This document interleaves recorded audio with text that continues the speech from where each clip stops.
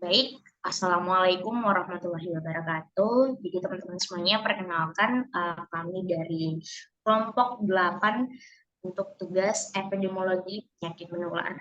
Jadi di sini kami akan menjelaskan terkait dengan tugas kami itu penyakit kaki gajah atau filariasis. Untuk itu saya persilahkan rekan saya untuk share screen terlebih dahulu. Oke teman-teman, ini sudah kelihatan di layar share screen-nya. Jadi sebelumnya saya perkenalkan diri terlebih dahulu. Perkenalkan, nama saya Nur Ashifa. Nama lengkap dan NIM saya sudah tertera di bawah. Jadi kita masuk kepada definisi terlebih dahulu.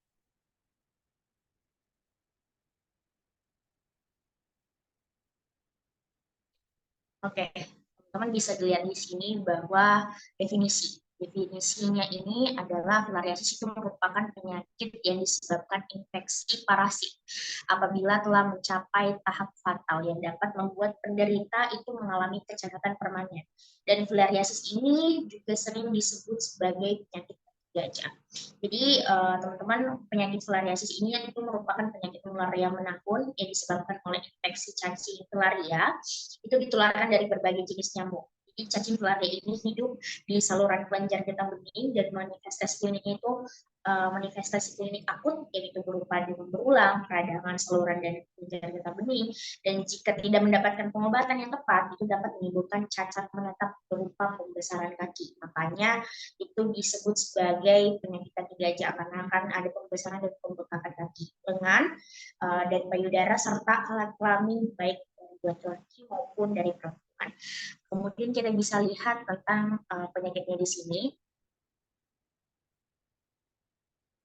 Jadi tentang penyakitnya ini sebenarnya itu jarang terjadi pada anak karena manifestasi klinisnya itu timbul bertahun-tahun setelah terjadi infeksi. Jadi ketika penyakit terkena penyakit ini pada anak-anak itu nanti tahun menahun akan timbul.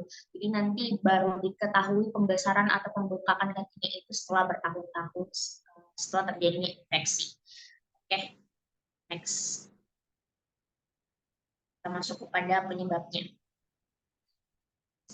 Jadi teman-teman, untuk penyebabnya sendiri itu ada cacing parasit nematoda yaitu Escherichia coli, Brugia malayi, dan Brugia timori. Di mana cacing tersebut itu bisa menyerang saluran dan kelenjar getah bening yang ditularkan oleh berbagai jenisnya. Jadi berdasarkan data WHO itu yang kami kutip itu diperkirakan ada 120 juta orang di 83 negara di dunia itu terinfeksi penyakit filariasis dan lebih dari 1,5 miliar penduduk di sekitar 20% populasi di dunia itu terinfeksi penyakit ini. Jadi kemudian di Asia Tenggara itu juga banyak yang terkena dan berdasarkan survei demografi kesehatan di Indonesia atau disebut dengan SDKI itu yang dilaksanakan pada tahun 2001 sampai 2012 kemarin, itu terdapat lebih dari 8.000 penderita klinis kronis filariasis tersebut. Jadi filariasis ini tuh di samping menyebabkan kecacatan, stigma sosial itu bagi penderita misalnya dari keluarganya. Mungkin cukup untuk dari definisi, saya serahkan ke pemateri selanjutnya. Terima kasih.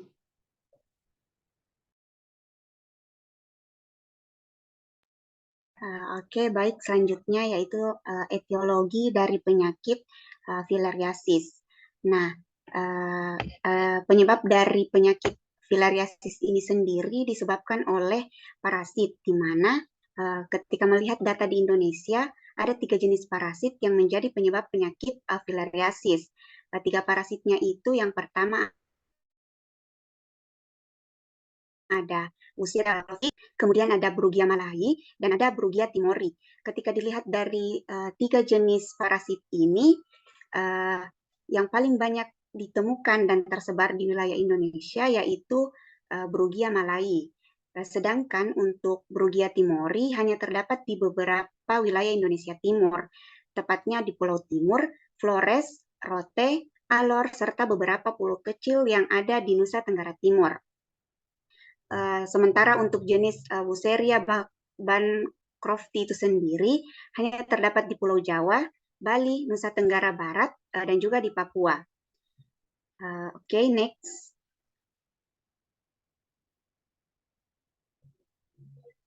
Teman-teman mungkin bisa dilihat di layar, ini adalah gambaran dari penyakit filariasis itu sendiri.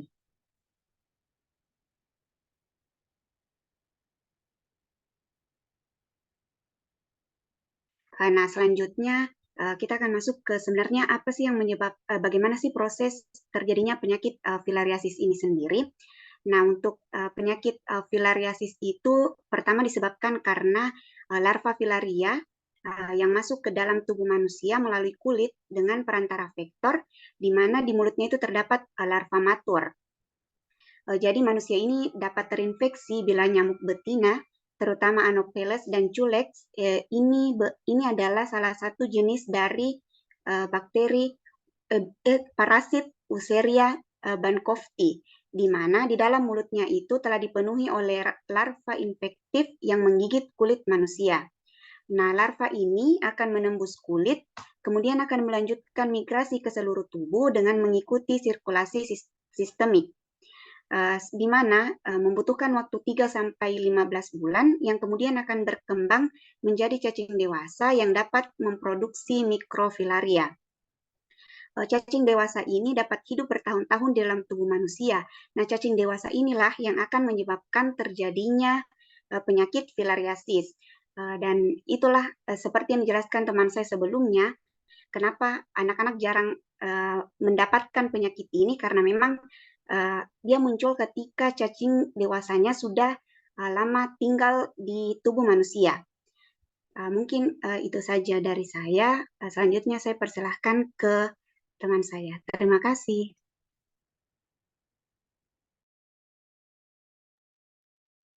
Baik, untuk selanjutnya ialah penularan penyakit filariasis.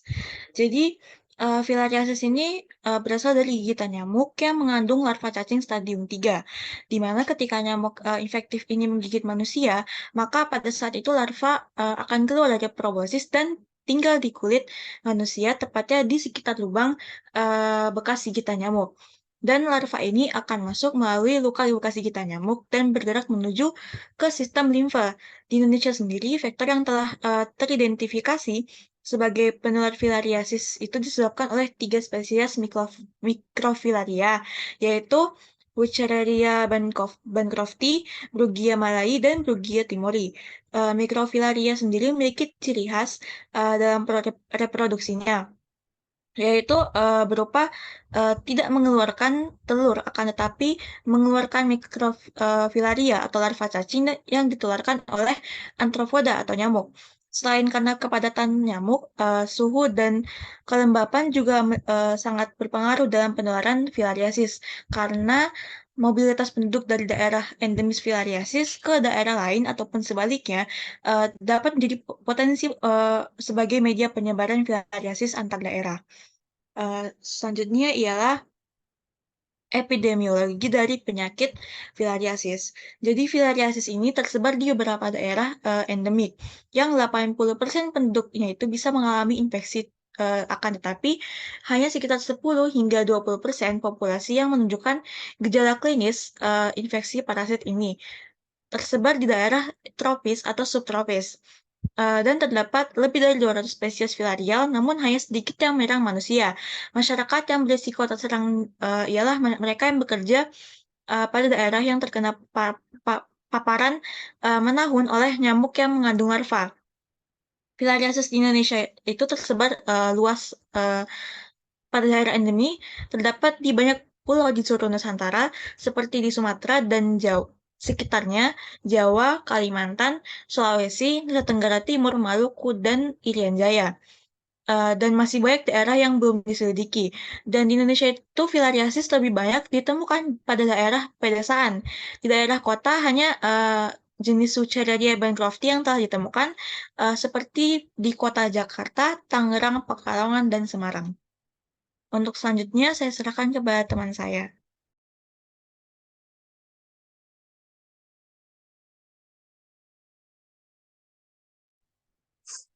Oke, selanjutnya yaitu pencegahan penyakit filariasis. Pencegahan penyakit filariasis ini terbagi atas 3, yaitu cara yang pertama pencegahan massal. Cara pencegahan penyakit yang paling efektif adalah mencegah gigitan nyamuk pembawa mikrofilaria. Apabila suatu daerah sebagian besar sudah terkena penyakit ini, maka pengobatan massal dengan diisi atau dietil karbamazin, ivermectin atau albendazol dapat diberikan setahun sekali dan sebaiknya dilakukan paling sedikit selama 5 tahun. Kemudian cara yang kedua yaitu pengendalian vektor. Kegiatan pengendalian vektor adalah pemberantasan tempat perkembangbiakan nyamuk melalui pembersihan got atau saluran pembuangan air, pengaliran air tergenang, dan penebaran bibit ikan pemakan jentik. Kegiatan lainnya adalah menghindari gigitan nyamuk dengan memasang kelambu, menggunakan obat nyamuk oles, memasang kasa pada ventilasi udara, dan menggunakan obat nyamuk bakar atau obat nyamuk semprot. Kemudian cara yang ketiga yaitu peran serta masyarakat. Masyarakat diharapkan bersedia untuk diperiksa darahnya pada malam hari pada saat ada kegiatan pemeriksaan darah, bersedia minum obat anti penyakit kaki gajah secara teratur sesuai dengan ketentuan yang diberitahukan petugas, kemudian memberitahukan kepada petugas kesehatan bila menemukan penderita filariasis, dan bersedia bergotong royong membersihkan sarang nyamuk atau tempat perkembangbiakan nyamuk. Selanjutnya yaitu penanggulangan penyakit filariasis. Pengobatan yang dapat dijalani oleh pasien filariasis bertujuan untuk mencegah infeksi bertambah buruk dan menghindari komplikasi filariasis. Untuk mengurangi jumlah parasit dalam tubuh, pasien dapat mengonsumsi obat cacing seperti ivermectin, albendazol, atau dietilkarbamazin atau DEC. Setelah diberikan obat-obatan tersebut, cacing penyebab kaki gajah akan mati. Pembengkakan kelenjar getah bening pun mereda dan aliran getah bening kembali lancar. Bila filariasis sudah menimbulkan pembengkakan di tungkai dan kaki, ukurannya tidak dapat kembali seperti semula. Namun ada beberapa hal yang dapat dilakukan untuk menjaga kebersihan kaki yang bengkak, antara lain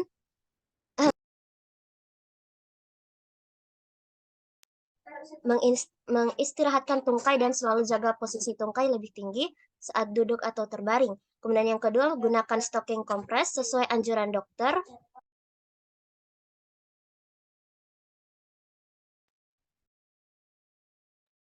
Kemudian yang ketiga itu membersihkan bagian tungkai yang bengkak dengan air dan sabun setiap hari.